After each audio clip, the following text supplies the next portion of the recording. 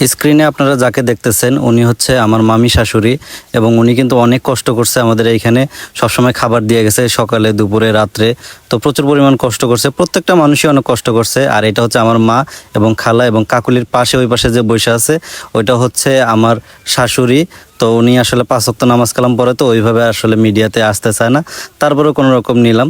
তো সবাই মিলে অনেক কষ্ট করার পরে আজকে আমাদের রিলিজ ডে। সবাই ভিডিওটা দেখতে চাইছেন যে আপনাদের রিলিজ হয়েছে কবে, অনেকেই জানেন না, তো তাদের জন্য ভিডিওটা তৈরি করতেছি। তো সব কিছু গুছানো শেষ করতেছি, আজকে চলে যাব। তবে আপনাদের একটা প্রশ্নের উত্তর দেই। আপনারা অনেকেই প্রশ্ন করছেন যে কম্বল বা কমফোর্টার নিলেন কেন আপনারা ডেলিভারির সময়। আসলে যারা ডেলিভারি করছে, বিশেষ করে যারা সিজার করছে, তারা জানে যে কেন এগুলো নেওয়া লাগে। কারণ হচ্ছে সিজার করার পরে শরীরে কাঁপুনি ওঠে, ওই সময় কিন্তু কমফোর্টার বা কম্বল লাগে। তবে আমরা বাইরে থেকে কিন্তু আবার কম্বল কিনছি, কারণ ওইটা দিয়ে হয় নাই। কারণ যেহেতু অনেক মানুষ ছিলাম একসাথে, অনেকেরে আমরা ক্যামেরার সামনে আনতে পারিও নাই, মানে ওনারা আসতে চায় না, ক্যামেরা ধরলেই দেয় দৌড়। তারপরও আমার শাশুড়িকে, মামি শাশুড়িকে আনলাম। তো আজকে পাবনা ছেড়ে চলে যাইতে হইতেছে আমাদের নিজেদের বাড়িতে। তবে এই পাবনা শহরটাকে অনেক বেশি মিস করব, কারণ এইখানে কিন্তু কাকুলিরও ডেলিভারি হয়েছে এবং এখানে কিন্তু কাউসার হয়েছে। তো একই জায়গায় ভাইকেও করাইলাম, বোনকেও করাইলাম, মানে দুই ভাই বোন কিন্তু একই হাসপাতালে ডেলিভারি হইলো।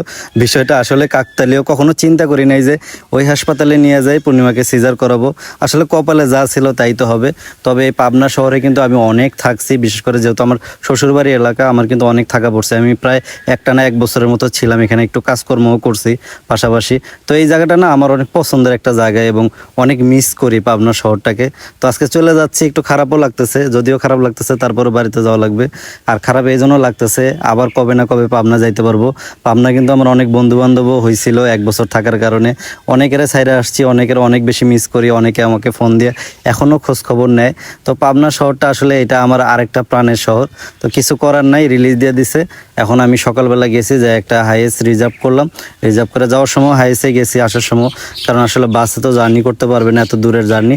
আর ওর মন আর আমাদের মন মতো কিন্তু বাস চালাবে না। তো হাইয়েস্ট নিলাম, ওনাকে বললাম যে যেহেতু সিজার করা একটু আস্তে ধীরে যান, যাতে করে রোগীর কোনো সমস্যা না হয়। ভাইয়া কিন্তু যথেষ্ট আস্তে ধীরে দেখে চালাইছে, যদিও রাস্তাঘাটের অবস্থা অতটা ভালো ছিল না, অনেক কষ্ট হয়েছে। তারপরও একটা সময় পূর্ণিমাকে কিন্তু আমরা সামনে বসাইছি, আসলে পিছনে বসাবার একটু ঝাঁকি লাগতেছিল।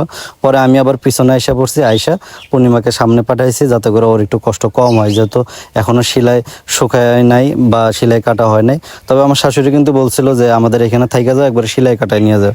তো সেলাই কাটায় নিয়ে গেলে তখন হয়তো ঝাঁকি ঝুঁকি লাগলে আরও সমস্যা হইতে পারে। সেলাই থাকা অবস্থায় নিয়ে গেলাম, যাতে করে একটু প্রবলেমটা কম হয়। আসলে ডিসিশনটা ভুল নিছি না ঠিক নিছি, অবশ্যই আপনারা একটু কমেন্ট করবেন। আর সেই সাথে আমাদের জন্য দোয়া করবেন, আমরা যেন ভালো ভালো বাড়িতে পৌঁছায় যাই। অলরেডি কিন্তু বাড়িতে পৌঁছায় গেছি, মানে এটা আগে ভিডিও করে রাখছি আর কি। তো আজকে ভয়েস দিয়ে দিতেছি যাতে করে আপনারা জানতে পারেন।